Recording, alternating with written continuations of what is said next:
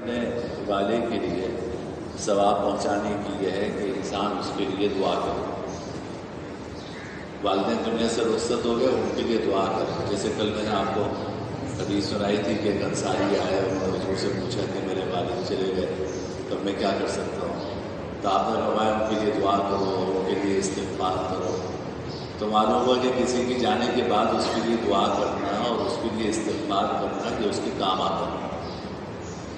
قرآن کریم میں بھی والدین کے لیے دعا کا حکم دیا ہے کہ رب اغفر لی ولوالدی وللمؤمنین یوم یقوم الحساب. اسی طرح میں نے عرض کیا کہ ایک شخص، حدیث میں آتا ہے، مسلم شریف کی روایت ہے کہ ایک شخص والدین کا نافرمان ہوتا ہے، والدین کے جانے کے بعد ان کے لیے اتنی دعا کرتا ہے کہ اللہ اس کو والدین کے فرما برداروں میں مل دے. تو معلوم ہوا کہ کسی کے جانے کے بعد اس کے لیے دعا کرنا اور اس کے لیے استغفار کرنا، اس کا فائدہ ہوتا ہے، اور یہ بات صحیح احادیث سے ثابت ہے. یہ اصل سب سے پہلا درجہ یہ ہے ثواب پہنچانے کا. دوسرا درجہ وہ یہ ہے کہ جانے والے کے لیے صدقہ اور خیرات کیا جائے. جانے والے کے لیے صدقہ اور خیرات کیا جائے. مثلا حدیث میں آتا ہے کہ حضرت سعد بن عبادہ رضی اللہ تعالیٰ عنہ کی والدہ کا انتقال ہو گیا. انہوں نے عرض کیا کہ یا رسول اللہ، میری والدہ کا انتقال ہو گیا، میں ان کے لیے کیا کروں؟ آپ نے فرمایا کہ تم ان کے لیے پانی کا کنواں کھودو، پانی کا انتظام کر دو. تو حضرت سعد بن عبادہ نے ان کے لیے کنواں کھودوایا. یہ صحیح حدیث ہے، اور معلوم ہوا کہ پانی کا فائدہ کسی کو پہنچانا یہ صدقے کی بہت اعلیٰ شکل ہے. اسی طرح حضرت ابو ہریرہ رضی اللہ تعالیٰ عنہ کی روایت ہے کہ ایک صاحب حضور کی خدمت میں حاضر ہوئے. انہوں نے عرض کیا کہ میرے والد کا انتقال ہو گیا. انہوں نے کوئی وصیت نہیں کی، لیکن کیا میں ان کی طرف سے صدقہ کروں تو انہیں فائدہ ہوگا؟ تو جناب نبی کریم صلی اللہ علیہ وسلم نے فرمایا کہ تم ان کی طرف سے صدقہ کرو گے تو اللہ ان کے گناہوں کو معاف فرما دے گا. اللہ ان کے گناہوں کو معاف فرما دے گا. تو دوسرا درجہ یہ ہے کہ جانے والے کی طرف سے صدقہ اور خیرات کا اہتمام کیا جائے. صدقے کی کوئی بھی شکل ہو، کوئی بکرا کوئی ضروری نہیں. آپ نقد کی شکل میں صدقہ کریں، کھانے کی شکل میں صدقہ کریں، گوشت کی شکل میں صدقہ کریں، جو مناسب سمجھتے ہیں آپ اس طرح صدقہ کریں، اس میں کوئی حل نہیں. تیسری صورت یہ ہے کہ نفلی عبادت کر کے اس کا ثواب کسی کو پہنچایا جائے. اچھی طرح سمجھ، فرض کا ثواب آپ کسی کو نہیں پہنچا سکتے، فرض تو آپ اپنی طرف سے ادا کریں. نفلی عبادت کر کے اس کا ثواب کسی مردوم کو پہنچایا جائے. مثلا نفل نماز پڑھ کے اس کا ثواب آپ نے اپنے والد کو پہنچا دیا، والدہ کو پہنچا دیا. قرآن کریم کی تلاوت کر کے اس کا ثواب والد کو پہنچا دیا، والدہ کو پہنچا دیا. تو عمرہ کیا، نفلی عمرہ کر کے ثواب پہنچایا، تو اس کی بھی گنجائش ہے. یہ تیسرے درجے میں سب سے پہلا درجہ دعا کا ہے، جو ہم سارا زور جو ہے وہ تیسرے درجے میں دیتے ہیں. سب سے پہلا درجہ دعا اور استغفار کا ہے کہ جانے والے کے لیے دعا کا اہتمام کرے. دوسرا درجہ صدقہ اور خیرات کا ہے، وہ بھی کم کرتے ہیں کیونکہ پیسے خرچ ہوتے ہیں. مفت میں کام کرنا چاہتے ہیں ابا کے لیے، اماں کے لیے، تو دوسرا درجہ صدقہ اور خیرات کا اہتمام کیجیے.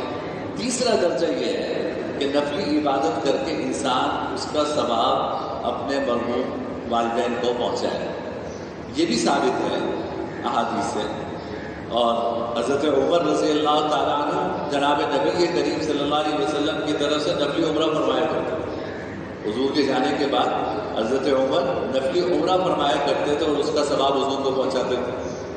حضرت علی رضی اللہ تعالیٰ عنہ کے بارے میں آتا ہے کہ حضور کے رخصت ہونے کے بعد ہمیشہ 2 قربانی کرتے تھے، ایک اپنی اور ایک حضور کے لیے.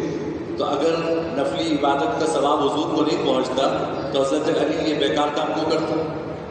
ان کا معمول تھا کہ 2 قربانی کرتے، ایک اپنی طرف سے اور ایک حضور اکرم سرور دو عالم صلی اللہ علیہ وسلم کو ثواب پہنچا دیں.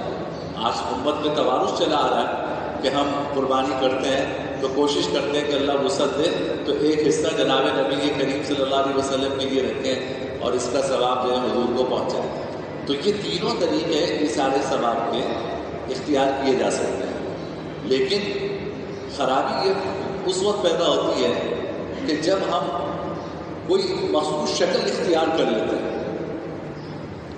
یعنی اب قرآن کریم کا ثواب آپ والد کو پہنچائیے، کوئی حرج نہیں ہے اس میں، والدہ کو پہنچائیے، کوئی حرج نہیں، لیکن اس کے لیے تیسرے دن کا تیجے کا اہتمام کرنا، یا 40واں دن ہو تو اسی دن سب کو جمع کر کے قرآن پڑھا جائے گا اور ثواب پہنچایا جائے گا، یا والد کو مرے ہوئے جب 1 سال ہو جائے، برسی جس کو کہتے ہیں، اسی موقع پر کوئی اہتمام کیا جائے گا اور ثواب پہنچایا جائے گا، یا اسی موقع پہ کھانا پکایا جائے گا اور ثواب پہنچایا جائے گا. ہم جب یہ مخصوص شکلیں اختیار کر لیتے ہیں تو یہ دین کو بگاڑنے والی بات ہے، جس کو بدعت کہتے ہیں، اور شرعاً یہ ناجائز اور حرام ہے کہ دین کو بگاڑنا نہیں چاہیے. جو چیز جناب نبی کریم صلی اللہ علیہ وسلم سے جس درجے میں ثابت ہے اس کو اسی حد تک رکھا جائے. یہ خوبصورتی ہے اس دین کی، اس میں آپ کو آزادی ملتی ہے، آپ کے پاس کام کرنے کے مواقع بڑھ جاتے ہیں. آپ جب اپنی طرف سے یہ ساری پابندیاں لگا دیتے ہیں اس سے تنگی پیدا ہوتی ہے. ہماری شریعت بہت آسان ہے، اس میں تنگی نہیں ہے. یہ تنگ اس کو ہم لوگ کرتے ہیں. بھائی لوگ میرے پاس آتے ہیں کہ جی بچہ بیمار ہے کیا، میں کہتا ہوں صدقہ کر دو، کہتے ہیں یار ایسی بیکار آدمی ہے، کہیے صدقہ کر دو. اچھا کوئی اہمیت نہیں. اب اگر میرے پاس آئے اور میں کہوں کاروبار چلانے کے لیے، جیسے لوگ کرتے ہیں کہ بھائی ایسا کرو کہ کالا بکرا صدقہ اور چاندنی رات ہو، سمندر کا کنارہ ہو اور وہاں پہ اس کا خون بہاؤ اور جو گوشت ہو وہ چیزوں میں تقسیم کرو. اب واہ واہ وہ کتنی بڑی بات بتائیے. اب یہ بڑی زبردست ہے، حالانکہ شریعت سے یہ کوئی ثابت نہیں ہے. یہ میں نے یہ ساری شرطیں لگا کر دین کو تنگ کر دیا، دین میں تنگی پیدا کر دی ہے. اب کیا کریں کہ لوگ اسی تنگی سے خوش ہوتے ہیں، لوگ اس تنگی سے خوش ہوتے ہیں. جو یہ تنگ کرتا رہے دین کو، یہ بھی قید لگاؤ، وہ بھی لگاؤ، وہ بھی لگاؤ، وہ سب سے بڑا مفتی، سب سے بڑا عالم، سب سے بڑا پیر. اور جو آدمی سیدھی سادھی شریعت کی بات کرے، شریعت نے جو چیز جس حد میں رکھی ہے اس حد میں رکھ کر لوگوں کو بتائے، اس کی بات کی اہمیت نہیں ہوتی. کہتے ہیں جی یہ تو بس کام ہی نہیں، صدقہ کرو. وہی صدقہ کرو، اور صدقہ جو ہے وہ بلاؤں کو دور کرتا ہے، بس اتنا کافی ہے. اب کوئی بھی شکل اختیار کرو. بنی اسرائیل کی صورت کیوں اختیار کریں کہ یہ بھی سوال کرے، وہ بھی سوال کرے، وہ بھی سوال کرے. تو یہ ساری شریعت میں تنگی نہیں ہے، یہ ہم لوگ اس کے اندر تنگی پیدا کرتے ہیں. اور یہ میرا جیسا طبقہ یہ اپنا کاروبار چلانے کے لیے شریعت کے اندر یہ تڑکے لگاتا ہے اور یہ ساری اس کے اندر قیدیں لگاتا ہے تاکہ لوگوں کے ہاں اس کی بات جو ہے اس کا اثر ہو.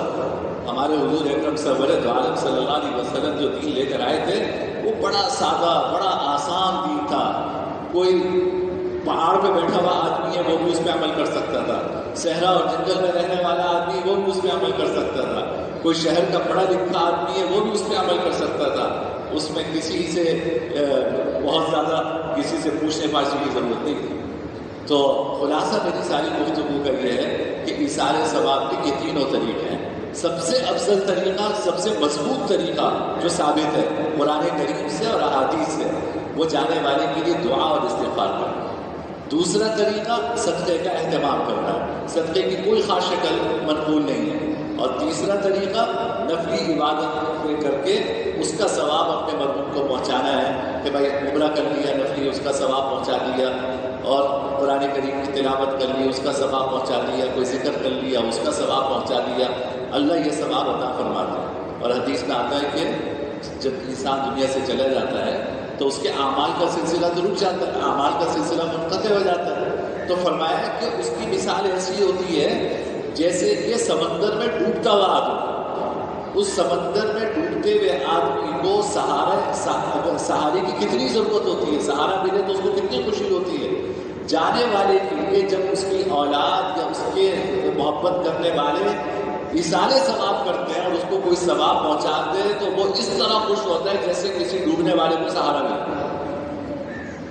اتنی خوشی ہوتی ہے اس کو کہ میرے جانے کے بعد اس سے محبت کرنے والوں نے مجھے یاد رکھا ہے اور میرے اعمال کا سلسلہ تو ختم ہو گیا، جو میں نے کیا وہ مجھے مل رہا ہے، جو نہیں کیا وہ نہیں مل رہا، لیکن میرے جانے کے بعد میرے بچے میرے لیے ایثار ثواب کا اہتمام کر رہے ہیں، قرآن پڑھ کے مجھے اس کا ثواب پہنچا رہے ہیں، صدقہ کر کے ثواب پہنچا رہے ہیں، میرے لیے دعا کر رہے ہیں. تو وہ ایسے خوش ہوتا ہے جیسے سمندر میں ڈوبتے ہوئے شخص کو کوئی سہارا ملے. اور ایک اور روایت میں آتا ہے کہ جب ہم کسی کو ثواب پہنچاتے ہیں تو اللہ تعالیٰ اس کو خوبصورت خان میں اور ٹرے میں رکھ کر اس کو پیش کرتے ہیں، اور وہ دوسرے مرحومین کے سامنے فخر کرتا ہے کہ دیکھو میرے بچوں نے مجھے یاد کیا۔ تو اس لیے جانے والوں کو بھولنا نہیں چاہیے، روزانہ اپنے والدین کے لیے سارے ثواب کا اہتمام کریں۔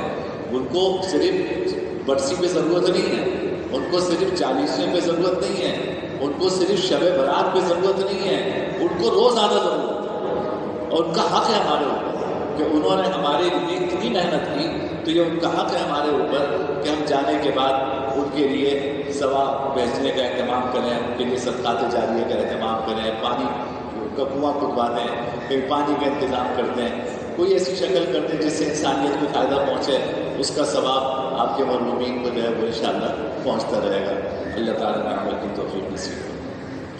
الحمدللہ رب العالمین والعاقبۃ للمتقین والصلاۃ والسلام علی سید الانبیاء والمرسلین اللہم لک الحمد لا نحصی ثناء علیک انت کما اثنیت علی نفسک لا الہ الا اللہ الحی القیوم سبحان اللہ والصلاۃ والسلام رب اغفر وارحم وانت خیر الراحمین اللہم انک عفو کریم تحب العفو۔ وصلی اللہ تعالی علی